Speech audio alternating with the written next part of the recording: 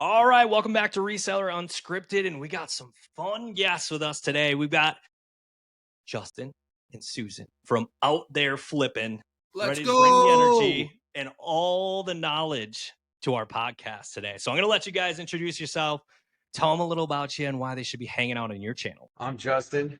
I'm Susan. We sell pallets and a little bit some other stuff as well, but mainly pallets. On Whatnot, out here flipping. We've been on Whatnot for 2 years. Just over 2 years. Just over 2 years now. Men's, women's, and youth clothing. We do some shoes. We do some sporting goods, some hard goods. A little mix of everything.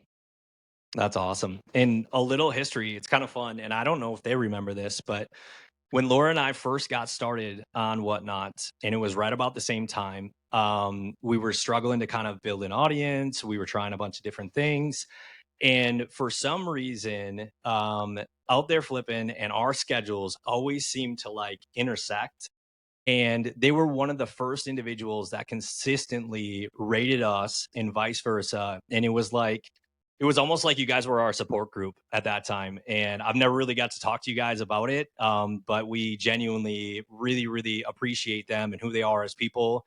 And we wouldn't be where we're at today if they hadn't supported us early on. The women's fashion category was very small at that time. And it just built this sense of community around that was really cool. And I feel like now it's grown so big, and it's easy to lose that in that. Thank you. I felt like I was Laura's best friend from the first time I watched her show. I loved your guys' vibe. And there's not a lot of like husband wife combo that are on at the same time together. So I always loved the vibe right off the bat. And I was hooked when you guys had a TJ Maxx show. It was like home decor stuff, and it was the first time ever. And I was just swiping away. I was like, this is so cool. I was like newer to Whatnot at that time. Laura had me hooked from the beginning. I loved your guys' show. So we were always grateful to swap back and forth. We loved it. Yeah, the TJ Maxx was such a fun chapter, and now we're kind of revisiting it. We're starting to run some TJ Maxx again, but it was before everybody got into running larger items. Yeah. Everybody in women's fashion was just running clothing at that time. Non-stop clothing, just literally Yeah, non-stop, Yeah. like just It was the volume. house decor. This is crazy. I was getting like Christmas ornaments. I was getting Christmas mats. I was getting like place settings for my table. I was like, this is really cool. You guys were definitely the first ones who I ever saw sell that type of stuff.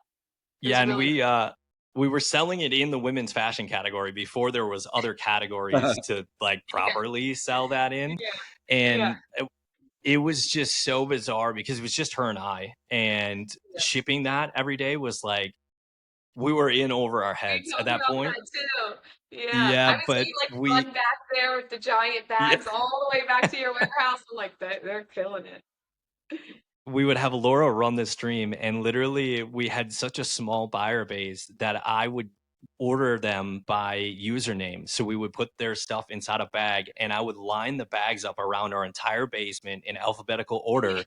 And as Yeah. soon as somebody would order, I would run it over to their bag, or I would create a new bag and run it over. And they had just kind of started introducing like 10-second, sudden death and stuff like that around that time. And it was like, I was sweaty by the end of the night, but it was so fun. And like, it's so fun to go back to those days. I mean, growth is amazing, and Ari and I have talked about it a ton, but there is also simplicity in doing it by yourself too. Those were some of the best times that we had on there just as a Absolutely. husband and wife, being goofy, having fun. It was just simple at that time. I love the growth, I love our staff, but there's also times where I'm like, man, it was so easy then. Yeah, for sure. It was good. But I'm excited to hear about your journey. Everybody's got an amazing journey and whatnot, but I am genuinely excited to hear about your guys' transition because we always knew you to be the fashion sellers, and now all of a sudden you are this palette powerhouse on whatnot. And it seems like you guys are. We went from being trendsetters in women's fashion. Now you're the trendsetter in selling palettes. And I think that is super cool. And to me, I'm not a wholesaler. I suck at it. If I get inventory, I want to run it myself. I don't want to sell it to somebody else. I will if I have to, or if somebody really needs inventory, but it is like, it's my Achilles. I'm just not good at it. I don't know how to price things. I don't know how to do it.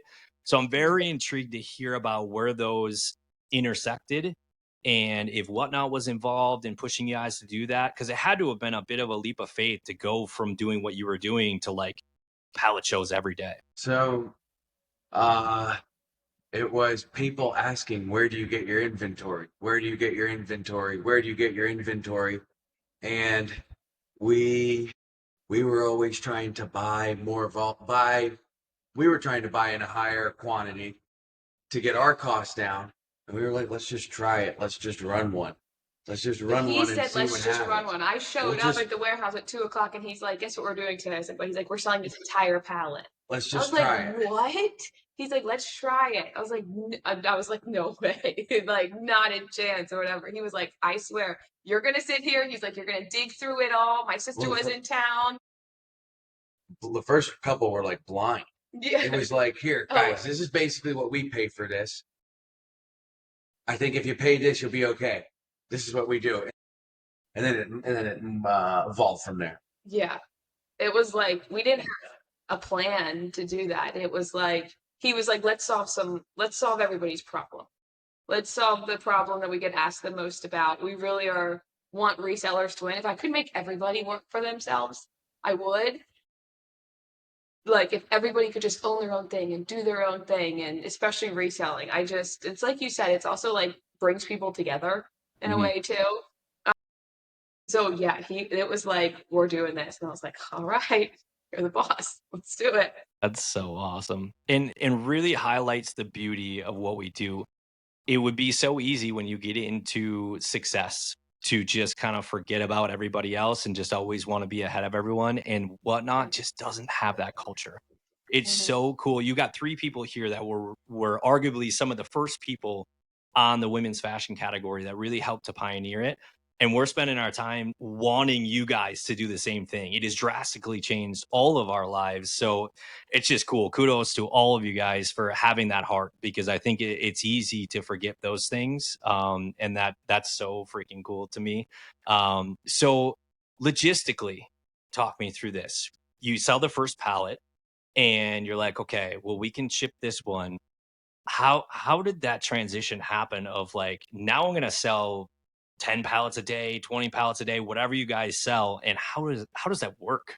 Because you guys were running out of your garage for a while, right? Yeah, we would. Yeah. Joseph had a trailer, and he would bring the pallets from a little tiny storage unit, because that's all we could afford, home on his trailer, and then we would sell it right out of our garage.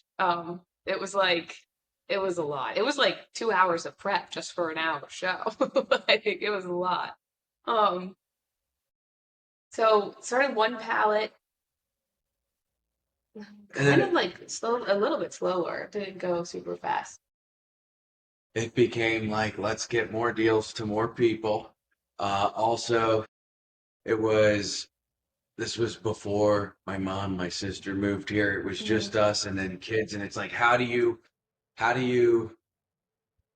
thinking about all things under one umbrella, how do you make the most money, but also get the most deals out and help other people make money? And it was balance. It was about wait till the kids went to bed, which is kind of what you guys did for a while. It was, and every now and then Laura's like, "Oh, she's awake, gotta go." I'm like, "I know that Yeah. feeling." I don't have that problem. Yeah, it's a lot. That's a whole new thing in there. Yeah, it was like one pallet. Then it was like, okay, we're gonna try like 2 days a week doing pallets. Yep. And it was huge for our shipping time because, you sell 300 items. Between 2 of us, that's 200 hours or 2 hours of shipping 300 items. It's a rather lot. than getting a pallet, and we can ship the one whole pallet in like 15 minutes. So that was like for us too, because we would start our shows at 9 p.m. and then we would ship until like 2 or 3 in the morning, and then school is at 6 a.m. So it was like, it was a lot. It was starting to get to that burnout point where you're like, we need to do something different because we don't want to quit. And Justin's king of, we're going to do this and we're going to do it right now and we're going to do it real hard. Okay. Try it. Try it. Yep. That's me. That's me in the relationship with Laura. Yeah, I'm just like, whatever you say. That's what keeps you ahead in this industry, I feel like. If you just stand on what you're used to or the products that you used to run, eventually it's going to run out. Eventually that's going to get stale or people are going to pass you by. And so I really look up to you guys. I suck at selling pallets. We tried it 2 times on Whatnot, and I Did not bet go you I well, Dusty. lost like $6,000 in 2 days trying to sell pallets. I And remember I that. just decided it's just not for me. This is not my avenue. I'm going to let the professionals do this. I'm going to stick to what I know. But I also think like Susan and Justin have like built like this huge community of like people that trust them too, Dusty. Like people go into an out there flipping show and like word travels like hotcakes across Whatnot. Like you Yeah. guys are good people. This is a great safe place to buy a pallet.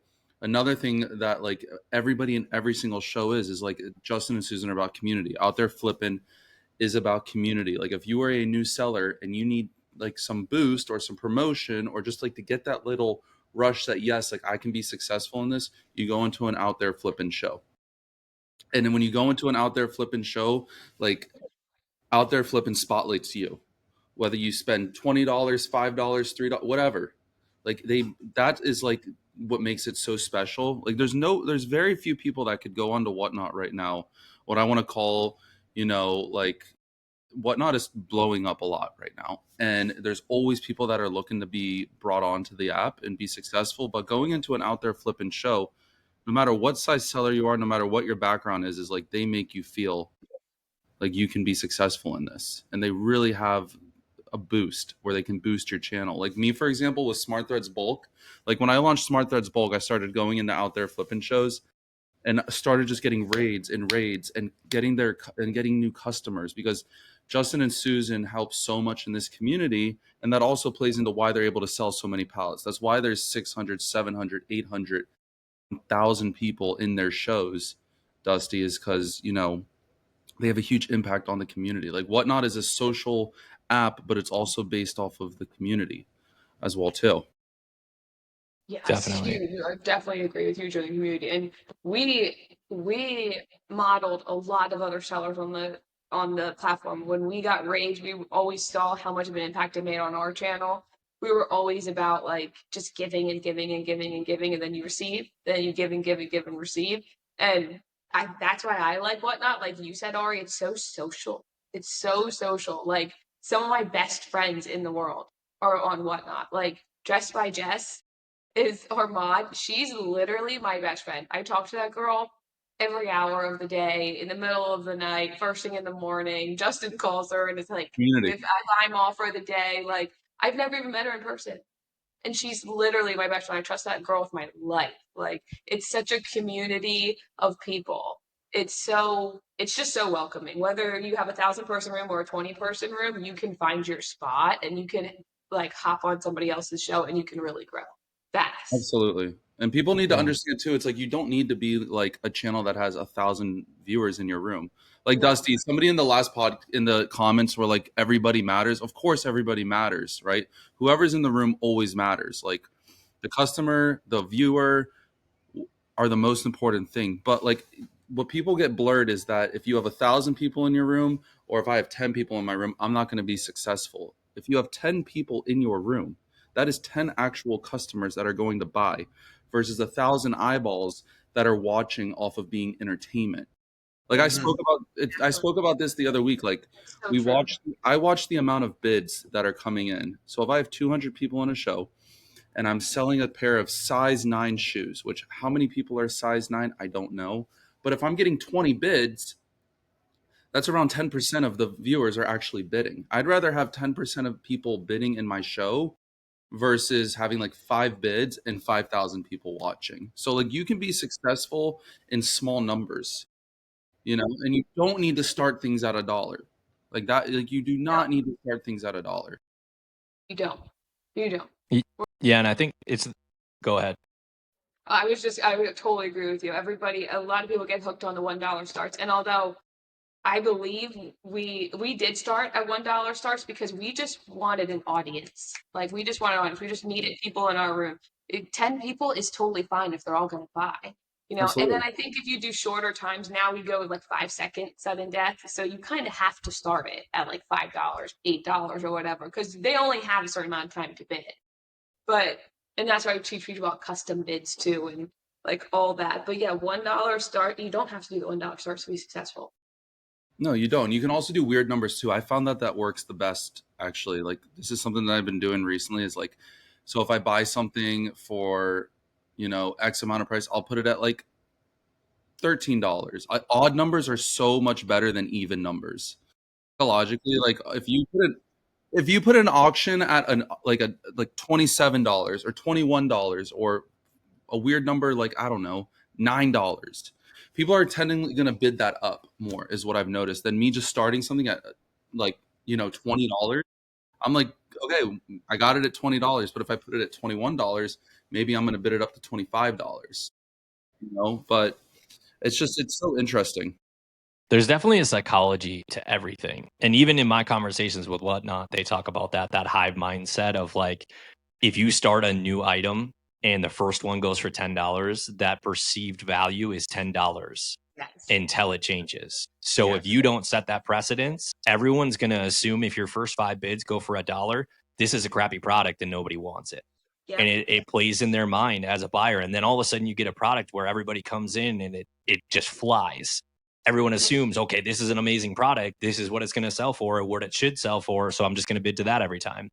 So yeah, it is a mental game for sure. Yeah, Ari, you're the king of trying the weird things and Always doing the weird things because like I'm trying to turn the wheel. My every day is so different for us because like there's just like I have like all these different brands to sell. We try to keep it where it's like, okay, we're going to do this today, this today, this today. But then it's like, it's always changing. Like anytime I'm hiring people, I'm like, it is going to change. Like, startup culture, like this is startup culture on steroids because every single day you can expect something different, So and that's the best. And that's why I love this business so much is because every day is exciting for me because it's different. I'm not just going into the office and sitting at a computer and, because I was in sales for a long time. So like I would be cold calling or it's always like trying to find like the next person to sell something to versus this is like so different every day. Like when I was at Nordstrom, the reason why I enjoyed Nordstrom so much is because it was so different every single day. New customers every day, selling different clothing every day. Whatnot is whatever you want to make it. And like again, if you're good to the community is going to be good to you.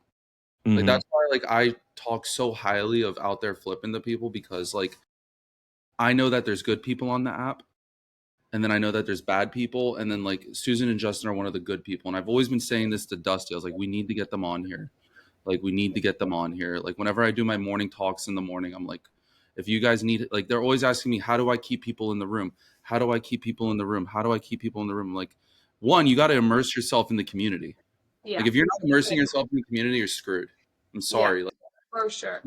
Like I'll give an example, which we're launching a new concept over on Smart Threads. Well, it's not. It's on for LVSL. It's going to be called Kim's Closet. So one of my sellers, we are going to start them a channel that's called Kim's Closet, and what that channel is it's going to be like 30-minute sit downs with the designers of brands, right? So let's say Pharrell Williams with Louis Vuitton, we would sit down with him for like 30 minutes and then sell their collection from their room. Wow. But again, it's a brand new channel. And the way you build a channel is by consistency and by immersing yourself in the community. So like one of the things was that we were having the talk with the person that's starting this, like you got to immerse in the community. Like it's not just going to happen overnight. Yeah. You need to be commenting in shows, moderating a little bit if you can, but even if you put a comment in a room, it's going to go a long way. Yeah, it is. It is. There's people that don't buy our bulk sales at all, but they're in our chat every single day saying like, you guys are killing it. You guys are doing great. I love your guys' show. Like people will sponsor, then they'll be like, go follow this sponsor. And they'll just like shout. They're just like the #1 cheerleaders and they don't buy. They don't 100%. Buy. They genuinely come because they love this community. And I think you remember their name. Now, when I see her name, I'm like, there's Sharon. We love you, Sharon. Like, we love you. Shout them out. Give them the respect, too. Like you said, it's such immersion. And being in other people's shows is like, it's the #1. Jess yesterday, you guys rated her with 1,000 people. 600 people stayed for the whole show. And it's because they know her. Yes. Exactly. Exactly. Like, Yeah. and it's like, you don't need, like, the whole, people think that you need to do all these things and like do all these crazy things and have all this crazy inventory and have all this fancy setup. You don't need any of that. No. You need people to, at the end of their show, when they're sitting there and they're sitting on eBay listing for hours and hours and hours, and they're taking photos and listing, that they're like, I'm making money because Out Here Flippin' is on. You need to be like part in their day. Like, I know I'm going to get a good deal tomorrow at 2 o'clock because Out Here Flippin's on. Like, I'm going to save my money so I can go shop with Out Here Flippin'. You need them to know that, like, behind the scenes, that you have their back as a seller, because especially there's so many scams out there. Like, It's crazy what people are doing. Like, you guys are the only ones that are actually doing it right. Like, I watch all these, like, we don't call anybody out here or do anything like that. I don't like to ruffle feathers, but like, there's too many people that are selling. And I talk about this in my morning shows a lot because like, I look at this stuff all the time and I'm like, people are just buying off of the hype. Like, it must be like a dopamine rush to like feel like you're in a room and then like, it's like, okay, you're getting this pallet and it's like, everybody's like, yes, Veronica, great job on getting this pallet. But really, like, Veronica, like, you're screwed. You're gonna yeah, you're gonna man, I know. pay $2,000 for a pallet that's full of who knows what. Because Yeah. I'll be honest with you guys, like, I used to be very anti like the whole entire pallet community on Whatnot. Like, Mhm. myself, I sold pallets on Whatnot too, but my whole thing was like, I saw so many people just shoving shit, and I don't like the curse, in pallets and telling people that it's like an actual good deal when really they're going to get this stuff and they're going to pay whatever price. It's going to show up at their house. They're going to have to go dig through it. And then Yeah. they're going to look at this and be like, did I really just buy a bunch of garbage? Don't even make money, right? You Don't even can't. make money. But Yeah. the difference why I like you guys is because you're selling new items that, yes, you can sell it on Whatnot, but also it's great if you list on eBay or Craigslist or Facebook Marketplace, or you go to your local garage sale. Yeah. Like, you guys are actually selling real inventory that can be resold. And, you know, some of the time people will be like, yeah, you know, did I buy it? You can relist it. Your inventory is perfect to relist too, as well as start on Yeah. Whatnot. Other people are just shoving shit in a pallet and going like, yippee-yi-yay, like, let's go. Like, I talk to Dusty about this all the time because it's Yeah. And nuts. I think one of the other pieces that people are missing is we're all going to grow together. If you scare that seller away, that person that just bought your pallet, they have a following of some sort in their life, or they're in a community that's untouched right now. I mean, the market share for Whatnot's got to be 3%, 4%. I Yeah. mean, there's so much weight in us all being a community and us all banding together. Everybody's got a place. Think how many stores are out there and how many people are at the store every single time that you drive by. There's so many consumers out there. There is room for all of us. And in order to see that grow, we need to be the ones to help see that grow by getting people good product, by teaching people. That's the whole point of this podcast. That's why we wanted to start this thing. And I think you guys have brought up really good points. I see the same comment that I see all the time is somebody who runs 3 or 4 shows and is just like, nobody showed It up. doesn't I'm work. done with this. Doesn't work. I'm over it. I don't. It's only the big sellers who succeed. It's not it, because we were all tiny sellers. Laura cried her first like 6 shows. She was No, that's devastated, same. like so devastated. Yes, and we've all been there. And we talk through some of these steps. If you are in that position and you're listening right now and you're like, I just don't know what to do, listen to the last 5 to 10 minutes of this. Get in other people's show. Figure out what your niche is. If your niche is gold bars, then go hang out in gold bar shows. Yeah. Go talk with those people. Get your name out there. Figure out what they're doing that's successful. Learn from them. Be teachable. Put in your Yeah. time. Be consistent. There's a lot of things. It's just like it's that craze where people are just, it's the hype. Yeah. Well, I saw somebody on TikTok said they made $100,000 in a month on Whatnot. Well, they didn't give you the whole backstory. I guarantee you they didn't give you the whole backstory. I probably sleep 3 hours a night and I am running around all the time. I have taken on crazy debt at times to take a risk on something that I believed in. And then I hired employees on top of that. There's a lot of risk that we've taken, a lot of time that we put in to be where we're at today. And we did that step by step by being involved, by rating each other, by Yeah. supporting each other, by cheering on the other person. And then like Justin and Susan, they want to give back to the community. They can be successful and still provide for their family and give you a good deal so you can be successful and do the same exact thing. So yeah, so that community thing, if you were in that position, watch that last 10 minutes because I think And you that's guys free. nailed it. And It it's is. in the community. You don't need to spend anything. You don't need to go into it. I think the worst thing to do is to go into like a streamer that I'm trying to give an example, but like you got to know if you're going to spend your dollars on a sponsorship, do it in the right place where people spotlight you. Not just like, okay, moderator, throw up the name, and then okay, we're running the giveaway, and then it's like, dude, what? Because honestly, networks don't matter. It's this that matters. If you can actually like go on and show the person and talk about them for and really let the community know, then it's going to go a lot farther. Versus than you just buying an Xbox 590 and then them just giving it away because people are going to And want the Xbox and then forget about it. You can tell very quickly when you go into someone's room, read how your streamers are, read the chat that's happening, and you will easily be able to tell when you go into someone's room if this is a genuine person or if this is somebody just trying to make a quick cash grab.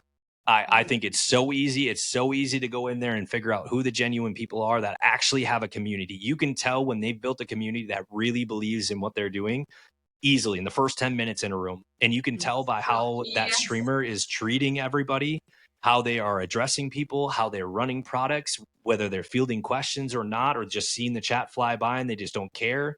You can definitely tell the people that you should be investing your time in. And we talked about that with Connor last week about finding that right room where there's a community of true buyers. You're not just buying hype when you're buying into a sponsorship or a sponsored giveaway.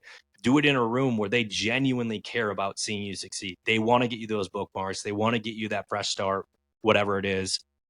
Yeah, I think it's really, really easy to kind of key in on those who care and those who don't care. Yeah. If somebody is this is kind of doubling down on what we're just talking about. If somebody is a new seller, and they're kind of in the trenches, they're that 4 shows in, and they're like, if you could give them a timeline, be consistent for this long, what would you tell them to give them that keep going? Because sometimes we talk about psychology with selling, but also psychology with keep on going, right? Like if you have if you have a date, like I just got to make it to here. I just got to try this many times. What number or what timeline would you give them? Keep going, keep going, keep going. Because if you can have that, it's like if you can have that date or that amount of shows, keep going until here. I think that'll help people. What would you guys tell them? I'd say go live every day for a month in one capacity or another, whether it's 1 hour, 10 hours, whatever it is, show your face every day. And we talked about it last week. Make your goal not about the number that you see up top. Make your goal about finding one individual that you had a conversation with. They bought an item from you. Make it personal with them. How's your day? What are you doing? What are you buying it for? What else do you want to see? What can I do for you? And retain that person. Then do it again the next day. You do that for 30 days, you got 30 buyers. And all of a sudden, you have a channel that actually can carry some weight. For me, it's a month. I think that's about how long it took me when I was in sports cards to feel like I actually had an audience to be able to support what I was doing. And I know that it took Laura at least 30 days to get to a point where she felt like she was comfortable enough to continue to do it full time. All right, what about you? I say this all the time. It's all about consistency. Whether you go like if you're going to go live, you need to do it the same time each week. You can't just go live Wednesday and then you can't go live Saturday and then the next week go live Tuesday. People are creatures of habit. When you're building a new channel, it doesn't matter if you go live once a week, 5 times a week, a half a week. Like you just need to set it to the same for a month. Do a month. Or you know what we call like you can do a 2-week sprint. Like a lot of things in business are off 2-week sprints. You do a 2-week sprint and then you see if it actually works and then you fully implement it. So do a 2-week sprint. Go live Tuesday, Wednesday, and maybe Sunday. And then just do that and see what happens. Don't just like go, you know what? I'm going to go live now on Thursday and Monday, and I'm going to move all these shows around because people are actually looking forward. I tell Dusty and everyone this, we're all our own little mini Netflix channels or Hulu or HBO, whatever you want to watch. If you think about it, like I like to watch, what I like to watch might be different than what my fiance likes to watch. Mhm. Sure. All of these, we can all, I say this all the time, and some people really disagree with me on this. I think there's no competition on Whatnot because we all are operating our own businesses and we all have our own TV show that you want to call it. Yeah. So people are going to watch you because they like you. Dusty could sell me Dusty could be selling the same Columbia PFG hat that he's wearing, and I could be selling the same PFG hat, but somebody might want to buy hats from me because they like me versus they buy from Dusty because they like Dusty. It's Mhm. all about what you give to your audience and the people that you keep around you. So Yeah. that's what I would say. Yeah. One other thing that I'll add is, and this is a scary concept for a lot of people. I feel like I am a giant proponent in going all in. When I started doing sports cards, I went all in. And when Laura started, she quit her job on a Friday and she sold out of her closet on Monday. Like there's something about that like nature in us to survive that puts you in a position where you have to succeed. You can't make up the excuse of, well, I'm not, my voice is a little scratchy tonight. I don't know if I can do a stream, or, oh, my friend just texted me. I'm going to go hang out with them. Oh, I don't have the right inventory. Oh, I went for 10 minutes and only 5 people swiped through. You can't have those excuses when it's your thing. Like that's your thing. You have to own it. You have to spend every ounce of your being trying to figure out how to make that work. Yeah. I think that is your best avenue to success. I get that some people just want to do it on the side as a, part of their full-time job for some extra money. Like that's fine. But for those of you who really want this to be your thing, you got to make the leap. You got to jump in and you got to go all in on it. Yeah. I couldn't agree more. Burn the boats. Yeah. As Justin Mm-hmm. said, burn the boats. You have no escape avenue. This is it. This is it. You don't have any exit. This is it. And like You don't know the way, find the way, make the way, figure it out. yeah. And Yeah. that was it with us. And we did it. It was he came home and he was like, I was complaining about my job. I was like, I'm miserable. I don't like it. Like I hate this. It's so boring. Like this is so boring. Sitting at a desk was not for me. Answering phone calls is not for me. I barely even answer my cell phone. Like it was not for me. And he was like, you ready to quit? And I was like, really? And he's like, yep, you start Monday for resale. And I was like, let's do it. And I went into my closet and I started pulling out everything out of my closet. I mean, I had like purses that people bought me, and I'm like, I don't use purses. Like just all these things, shoes, anything that I could find. And it was like, this is what we're doing. But then we always yard sale, like went to yard sales just because we love yard selling too. But then yard selling turned into our job. We're going Friday, Saturday, and Sunday, and we're going 30, 40, 50 miles out. We're hitting every single yard sale you can find. It doesn't matter what time of day it is. If there's family in town, we're going yard selling. And that was a huge change for us because I mean you find some really unique stuff yard selling. And you get great deals. And then he really taught me how to negotiate. Because that was like big for us when you're doing it that way. Like getting the actual best deals. And I was always just like, how much this is? What do you do? And he was like, you're gonna go up there with this pile of stuff and you're gonna tell them that you want to pay this much. And if they say no, then you just put it down and you walk away fine. And then they call you back halfway when you're halfway gone. And he taught me all that. You definitely, I 100% agree with you. You have to have that little bit of savageness to you. And you really do. And Justin definitely taught me how to be like that, like how to use your voice a lot. And I think even on Whatnot, like not for the weak-hearted. It's not for the weak-hearted. You're gonna get those Preach it. comments every now and then, and you're gonna be like, "Oh, buddy," And like it's okay because the positivity way outweighs it. it Like totally it's does. just You just it's have to focus on the it's positive. those comments come through, they hurt more than the positive feels good, I think. Yeah, But the positive way outweighs the negative. yeah, yeah, And it's There's always because going you to be care. trolls. There's always going to be trolls. Yes. yeah, When it's your thing, when you've built it, there are so few people, and I've met a lot of Whatnot streamers that started because they had some sort of social following or the big background or had a giant warehouse or any of those types of things. they started with grit.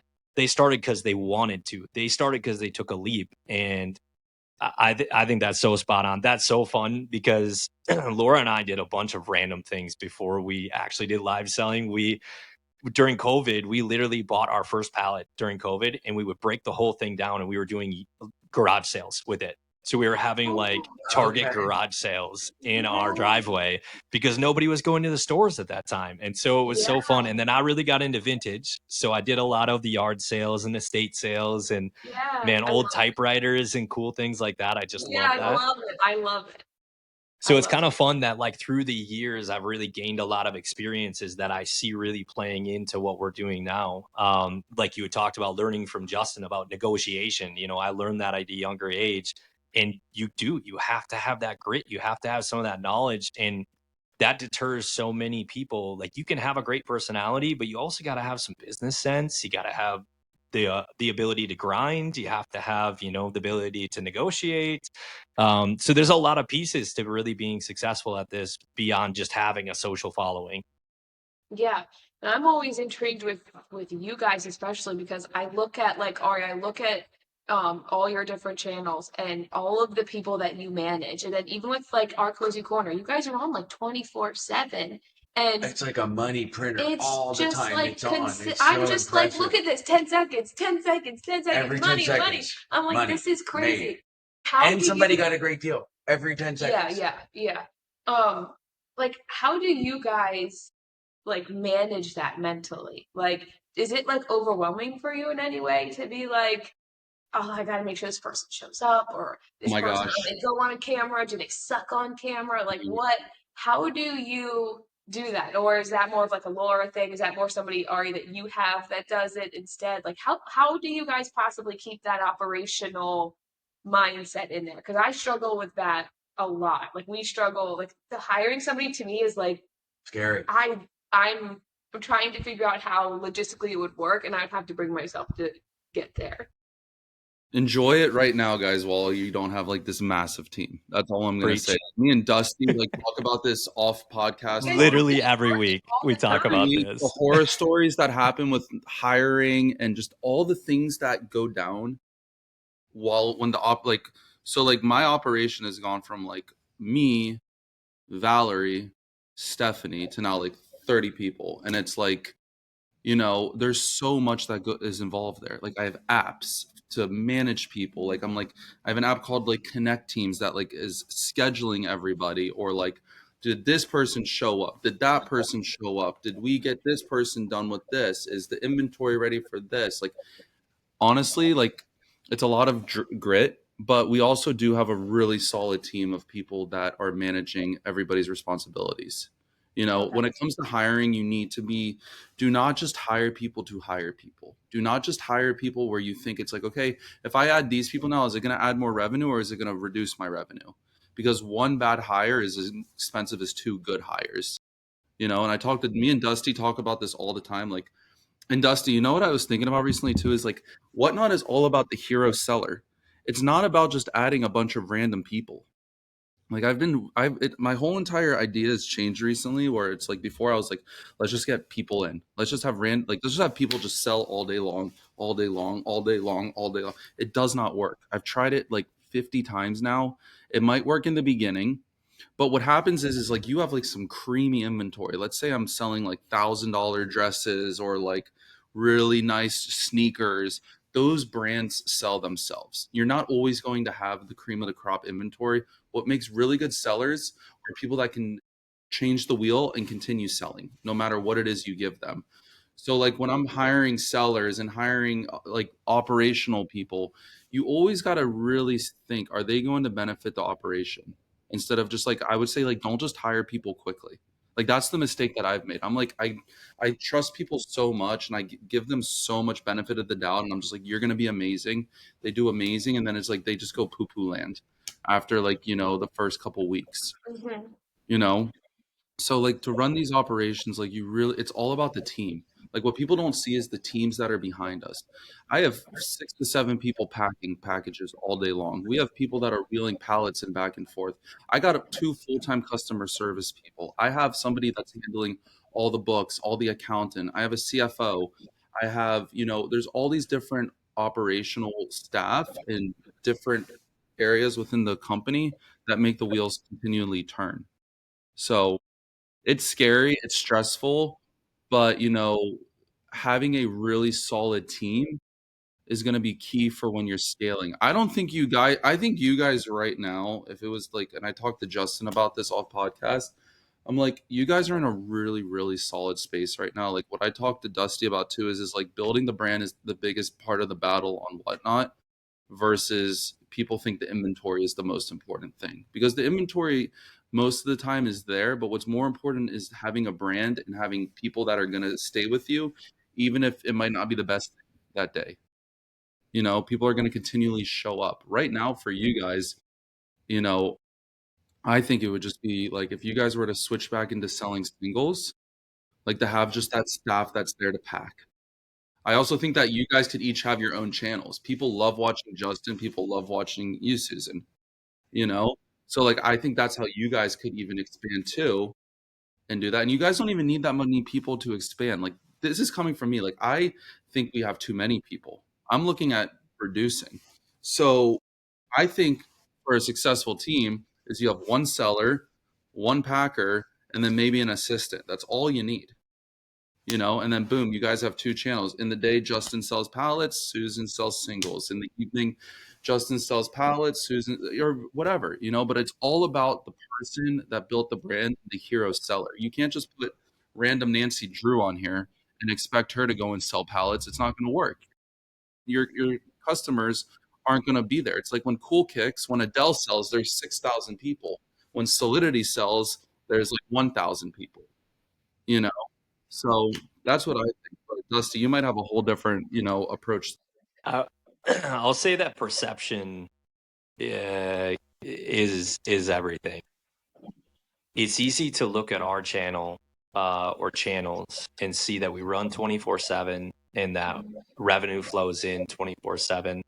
Our business model is very much built on, there are a lot of items I make like 75 cents on, but I have to sell thousands of that item a day for it to make sense for us.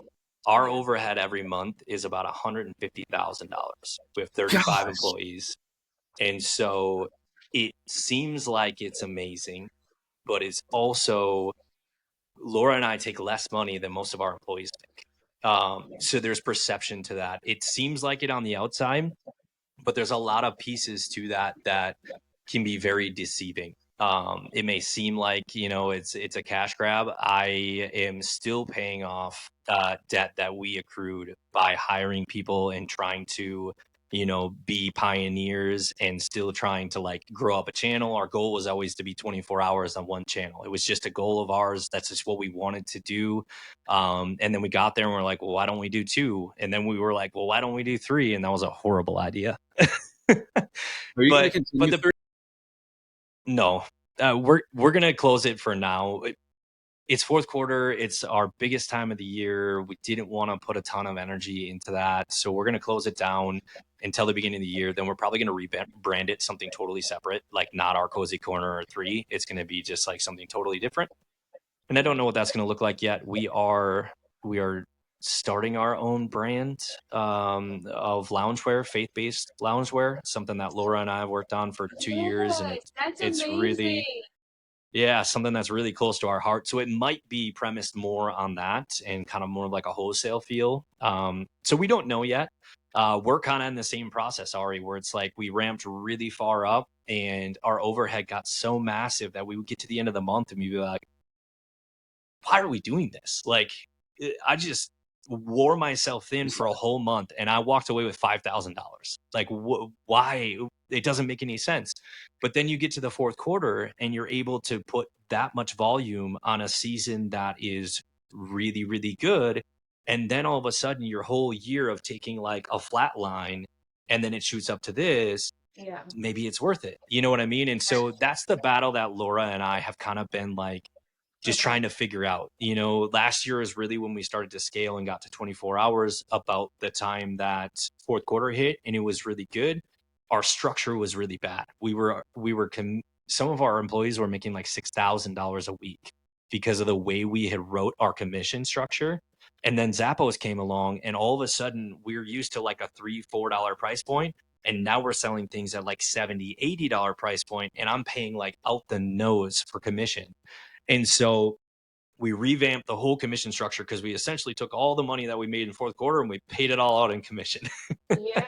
So Okay. Laura and I walked away with almost nothing. And so then we started this year and we're like, okay, how do we retain our staff? Because there's a lot of people that they'll just get seasonal staff to help them out. Fourth quarter is the best time.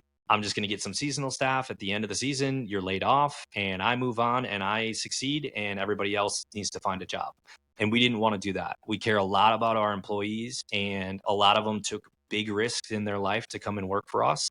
And so we wanted to find a way to level the playing field throughout the year so that in the fourth quarter, we as a business could succeed.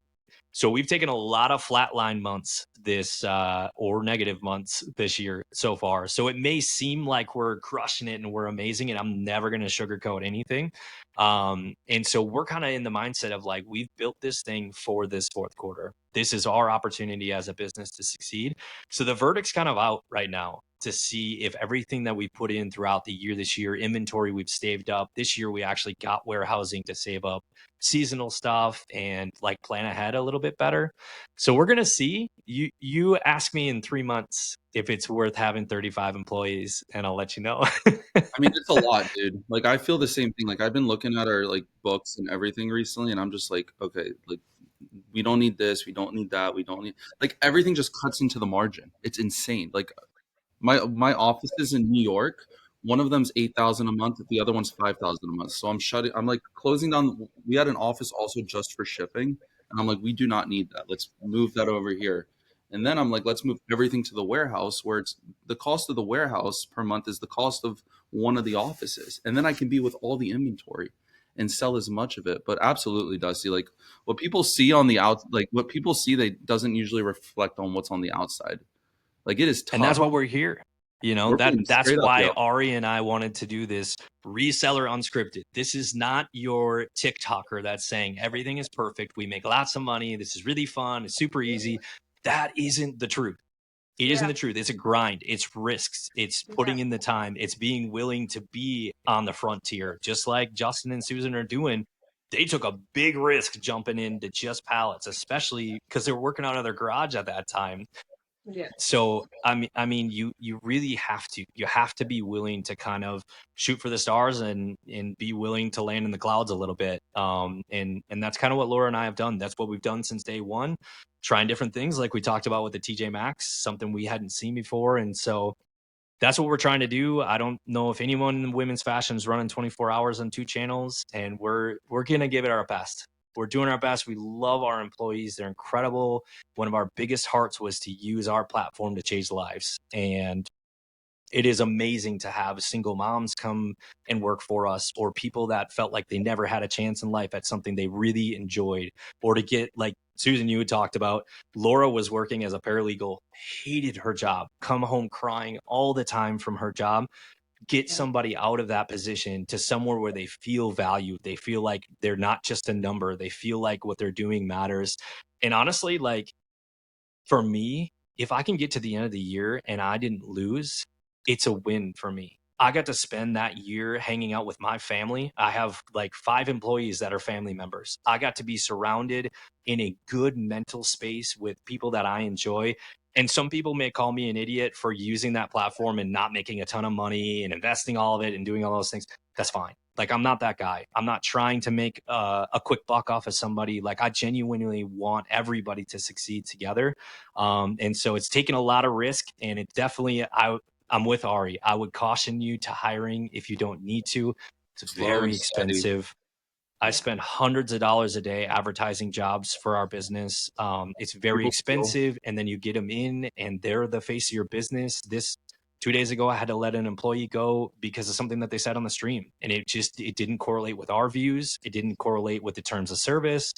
And those are the risks you take when you put somebody else in front of your baby. You know what I mean? Like, they become your face of what you represent as a company. And it's a scary, scary thing. Yeah. So yeah, so there's beauty in scaling. It makes the workload a lot evener, a lot smoother most of the time. But there's also a lot of drawbacks to it. If you could stay small and be successful and provide for your family, that's incredible. That's absolutely incredible, and I would stay there as long as you could. Enjoy it because it's working for you guys right now. So like Yes. my question is like, what's next for Out There Flipping? Like, what do you Yeah, think? everybody wants to know. Everybody wants to know what's next. Well, Hold on, I got a question. Have you done any case packs to go along with that? Have you tried case Yes, packs? Has it worked? we were just talking to Ari about that, and I actually watched a couple of Ari shows, and I was like, okay, this is how you do it. I wasn't even sure, like 3 items per bundle, 10 items per bundle. Am I doing 50 items? What's the thing? And I was watching a lot of the Smart Threads bulk. I was watching a lot of it, and I get your inventory is slightly different, but a lot of people that like the brands that you like the brands that we sell too. So I was studying that a lot, but Justin set up the whole case pack bundle show. And how many of those did we do just last week? well, last week we did a bunch because we were like trying to time the sellout of selling out of our Clearing stuff, the one warehouse, yeah. and then not have to move stuff to a new spot, right? So we Yeah. messed around with it. Probably But like a week long of those shows though. yeah, and if with a little bit of planning, I liked it. I mean, with a little bit of planning, you can like still bulk ship it, which is nice. Keep it Yeah. under 5 pounds. I don't know. There's always trade-offs, right? If you end up doing it so that you can bulk ship it, then it's not always necessarily the best deal for the buyer, but there's always trade-offs. Mm-hmm.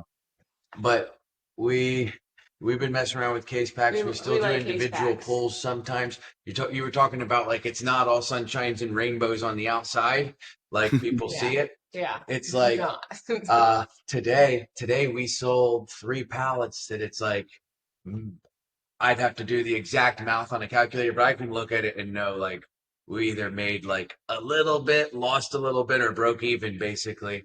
And it's how do you find new buyers? It's like how do you find new people? So yeah, always trying to with growth, there's always challenges. Yeah. We did. And We I think like that the case packs. I think that's an important take right there. Is you just heard from 3 individuals who have been doing this for years, and we still take our L's. We still have times where we sell stuff and we take a big loss. I All the mean, I've had time. trucks this year. Yeah. I lost $100,000 on a truck earlier this year. The Like Nordstrom one? it happens. Even the best of the best still Yeah. have moments. Yes. Yeah. People ask us in the chat, even just today, they're like, how much do you make? And I'm like, do you realize sometimes nothing? Like sometimes I lose. Nothing. Like, We're nothing. breaking even, And baby. they're like, I doubt that. And I'm like, come check my books. Like you don't, it's not always a win. It's not always a win. But guess what? I still have to sell the next pallet. And I still have to sell the next one after that. And I still have to have a good attitude. And I still have to tell you guys you're getting amazing deals and just steal it from me anyway. Because you guys will make money and you will And come then back. we have a customer, and that's how we look at it. You If will we come back if we and buy take a more. break even or a loss, and that's we're not trying to be with the audience thing. It's not like we're trying to. We've always said we need the room size to support what we're selling, Right. and it's become like mandatory to find new to find new people that are interested in buying in bulk. Yeah. So that's where that comes from. And I think, like, in my opinion, there's a lot of resellers out there who don't really even understand the wholesale game. Like, they don't know how to read a manifest. It's education. It's so much education that goes with it. Or, like, they're like, can you sell me a pallet? And I'm like, okay, sure. How many pieces do you want? And they're like, 100. And I'm like, okay, that's not a pallet.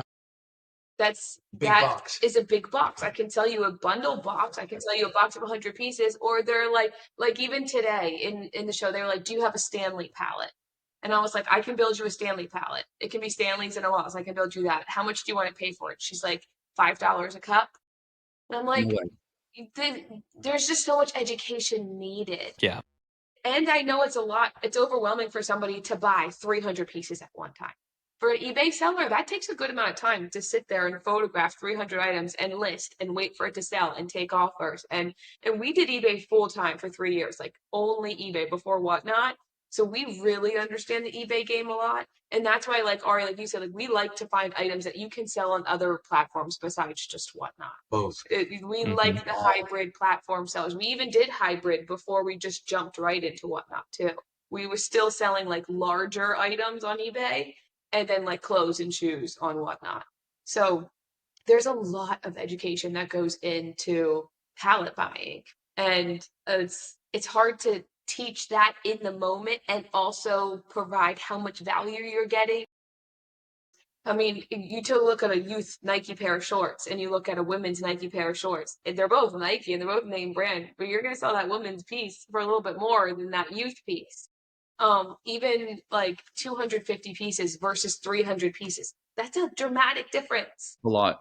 That's a huge difference between the pallet size. So there's just a lot of education. And that's why I try to put out like content on the side of like these are like really important things. Like if you don't take anything away, take this away from like one show, or like have a focus on that. Like even the scan sheets, A lot of people didn't know on nobody Whatnot. knew about a scan sheet on Whatnot. And I'm like, oh my gosh, you guys You like guys have to do you this. guys It'll have make your life it will make make other your life people's so life much easier. And they're like, my post lady won't even pick up that much packages, so I only sell 50 items a show. And I'm like, okay, well, here's how it works. And first of all, it's their job to pick up the packages. So Yeah. let's not like cut them too This much of a this is break. free for But Whatnot. Like all the package yeah, supplies is free. You just make a pickup. yeah, I also wanted to say I wanted to touch on what you were saying. Like some of your items, like a lot of your items too, what people don't realize is the value. Like Riddell Speedflex helmets are like one of the hottest selling helmets right now. Like there's I TikTok. know. The thing is like everybody, like I talk about this in my morning shows. So I'm like, if you're buying a pallet, it's not gonna like I can't like just if I were to tell you just to go where to buy a pallet right now or give you a supplier, like you're not gonna know what to do. I just got burnt so bad on a load. I'm not gonna say what it is, but I bought 10,000 units of something from somebody, and it was completely misrepresented. And that is an example of like if you are not in a good position, like that can be a business ender. Can Like break you. I will give you the example. Like I bought a brand. There was 5,000 or no 2,306 units of the same size jean in men, and then there was 1,206 of the same size in women, size 26, and it looked completely different. And we're talking over $100,000 in something like this, but with like it doesn't help. We can't just like tell you where to buy a pallet. Like it's No. not, you got to know what you're buying. You got to ask the questions, and a lot the answers are in the spreadsheets too. Like it Yeah. takes you 2 seconds to look at a manifest, copy a couple items, put it in the Google or Chat GPT, Gemini, whatever it is you want to do, and you can see how much things are worth. Yeah. You got to think to yourself as a business owner, am I going to be able to flip this? Yeah. Am I going to be able to make money? Mm-hmm. It's education. Yeah. Not every Justin says it all the time. He's like, if you're gonna don't buy my pallet if you think this is a lottery ticket. If you think you're Yeah. gonna buy a pallet and go triple your money, just don't even buy it. That's not how it is. It's just not. Nobody buys liquidation or wholesale and like doubles their money on every single item that they No sell. way. It just doesn't happen like that. The It's education. baseball. It's you get your, first base, second, then you get your home runs, and like, it just completely all changes. Yep. I'm That's what sure it's Justin. not easy Yeah. to, now that you guys are on the receiving end of that, you are selling product that people are turning to sell. Most people aren't just buying a whole pallet just for themselves. So I'm sure there's probably been some weight to that too when uneducated buyers come in and purchase something they don't understand, and then they turn around and be frustrated when they're not successful with it. This is an awesome segue, by the way, because our guest next week is actually a liquidator. So this is perfect. Yeah. But we better wrap up here pretty soon. Let's get some final closing thoughts or anything else that we wanna let everyone know. I definitely think that we need to have these two back. Part It was two. been awesome to chat with you guys, and I think that there's so much to gain by community, us learning together, and I just have a special heart for you guys because we grew together. Like we did this thing together, and it's so awesome. So I'll let you guys have some closing thoughts before we get out of here. Yeah, what's next for Out There Flipping? Yeah. Like what is next? Boss. Tell us, genius. Yeah. We just want to keep getting people deals. We'd like to increase the amount of deals we can get out per day. Okay. And then also if maybe you have a bigger bankroll, bigger more purchasing power, we want to get deals out to those people as well. We'd like to do like 5-6 pallets at a time, like partial truckloads at a time, and also to teach people you actually get a better deal if you get multiple at a time. It saves in a lot of areas. So I think that's a good goal of ours, to try to increase volume. So what I'm gathering here is you guys are going to start your own liquidation company. Oh man, I like it. They're flipping. Yeah, we're out there flipping. Get your pallets here. I love that. You guys already have the community. Like, Whatnot really doesn't, like, at the end of the day, Whatnot's doing $8 billion in GMV. If you start your own platform for wholesale, you guys already have the customers there. Like, I'm just going to say that. It's like when people want to start on Whatnot and you have a big Poshmark closet somewhere else, you can bring them from Poshmark to Whatnot. It all transfers. I think that's how you guys could do it. You guys could get into truckloads. You guys could be getting into all that. And like, you have the customer base right now that you guys have built off of trust, versus other people are just trying to be transactional. You guys are playing the long game. And it's so funny to look at because there's so much emphasis. We work closely with Whatnot too, and have a rep, and we talk with them, and we've done some of the trade shows and stuff.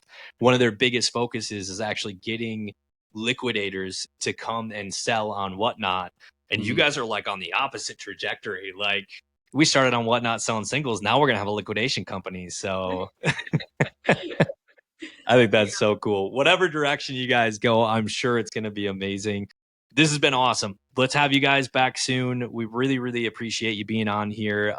We kind of let the cat out of the bag already, but next week I have a liquidator lined up. So we get to ask all the fun behind the scenes questions. And he's going to be a lot of fun. So make sure you guys tune in for the next episode. I want to thank OutHereFlippin. They've already told everybody about our podcast, because all of a sudden I got 1 million comments this morning on one of our videos. Comments are there? It was like 40 comments, and I was like, what is going on? So thank you guys for your support of this podcast, for the community. You guys are rock stars, and I know a lot of people really look up to you. So thank you so much for being here. Thank you, Ari, as always, and we will see you guys next week. Thank you. Peace. Tell Laura we said we love her too. We thank you guys. See you guys.